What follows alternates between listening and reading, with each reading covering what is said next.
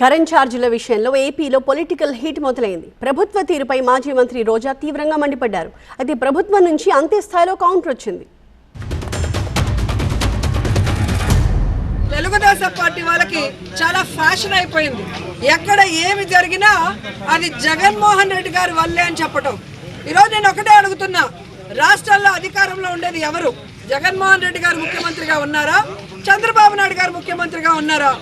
మరి చంద్రబాబు నాయుడు గారు ముఖ్యమంత్రిగా ఉన్నప్పుడు మరి కరెంటు ఛార్జీలు పెంచింది మీరు, పెంచిన కరెంటు ఛార్జీల్ని వసూలు చేస్తుంది మీరు. మరి అవి ఎందుకు ఆపేయలేకపోతున్నారు? కరెంటు ఛార్జీల పెంపుదల పైన నిరసన కార్యక్రమాలు నిర్వహించడం పూర్తిగా ఆత్మహత్యా సదృశ్యం తప్ప మరొకటి కాదు. ఎందుకు నేను ఈ మాట అంటున్నానంటే, ఈ ఛార్జీల పెంపుదలకి చంద్రబాబు నాయుడు గారి పరిపాలనకు ఏమీ సంబంధం లేదు.